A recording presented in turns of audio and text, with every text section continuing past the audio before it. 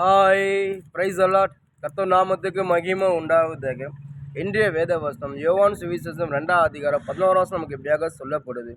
இவ்விதமாக இயேசு இந்த முதலாம் அற்புதத்தை கலிலேயா உள்ள கானாவூரில் செய்து தம்முடைய மகிமையை வெளிப்படுத்தினார். அவருடைய சீசர்கள் அவரிடத்தில் விசுவாசம் வைத்தார்கள். அதாவது இயேசப்ப கலிலேயா என்ற கானாவூரில் ஒரு கல்யாணம் நடக்குது. அந்த கல்யாணம் திராட்சை ரசம் இல்லை. அந்த திராட்சை ரசம் குறைஞ்சி போடும்போது ஏசப்பா ஒன்று சொல்கிறாங்க.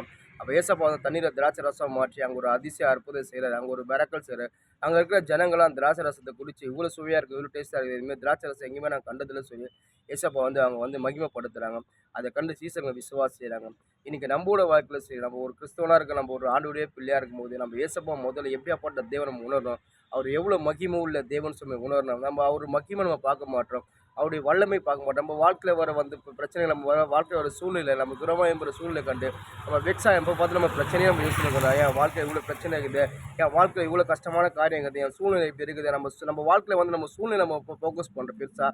நம்மளுடைய அதாவது நம்ம வாழ்க்கை நடக்கிற அந்த நம்மளுக்கு விரமாக என்ற காரியம் நம்ம அந்த ஃபோக்கஸ் பண்ணுறோம். ஆனால் உணவு நம்ம இயேசுவா மேலே நம்ம ஃபோக்கஸ் பண்ண மாட்டோம். அவர் எப்படியாப்பட்ட வல்லமை உள்ள தேவன், அவர் எப்படியாப்பட்ட மகிமை உள்ள தேவன், அவர் எப்படியாப்பட்ட சிருஷ்டித்த தேவன், வானத்தையே பூமியை படைத்த தேவன், எப்படி சர்வ வல்லம் உள்ள தேவன், முதல்ல அவர் மகிமை நம்ம ருசி பார்க்கணும். அதாவது கல்யாண ஊரில் பார்த்தீங்கன்னா ஏசப்பா அற்புதம் மட்டும் செய்யலாங்க, அவர் மகிமையை வெளிப்படுத்துறாரு.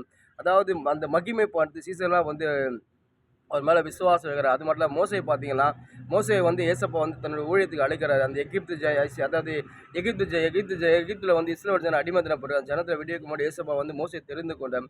மோசைக்கிட்ட ஏசப்பா முதல்ல ஒரு மகிமையாக முள்சையில் தோன்றி அவர் அப்போது பேசுகிறார். அதான் மோசை பார்க்குறார், இது என்ன ஒரு பயங்கரமான மகிமையாக இருக்குது. அதாவது ஒரு முட்செடி, அதில் பயங்கரமான பிரகாசமான ஒளி வருது, ஆனால் அந்த முட்செடி கருகாமல் இருக்குது. இது என்ன அற்புத காட்சி, இப்படியாப்பட்ட அற்புத காட்சி நான் பார்த்ததே இல்லை. நான் இப்போ கிட்ட போய் பார்க்க சொல்லி மோசை போய் பார்க்குறேன்.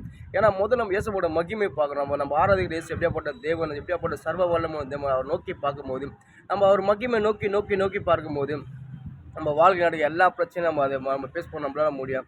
ஏசப்பா என்னோட கூட நிச்சயமாக மாற்றி விட. அவர் எப்படியாப்பட்ட தேவன் என் கூட சொல்ல நம்ம பயப்பட மாட்டோம். ஒன்று உங்கள் வாழ்க்கையில் உங்களுக்கு விரோதம் நடக்கிற அந்த பிரச்சனையை பார்க்காதீங்க. உங்கள் வாழ்க்கையில் உங்களுக்கு விரோதமாக சூழ்நிலையை பார்க்காதீங்க. உங்கள் சூழ்நிலை கர்த்தர் மேலே ஃபோக்கஸ் பண்ணுங்கள், ஒரு மகிமையை ஃபோக்கஸ் பண்ணுங்கள். தேவன் எவ்வளோ பெரிய தேவன் நீங்கள் அவர் நினைக்க எப்படியாப்பட்ட காரியத்தை நீங்கள் ஃபேஸ் பண்ண முடியும். தேவன் மகிமை உள்ள தேவன், முதல்ல நீங்கள் அதை ருசி பாருங்கள். ஆமென்.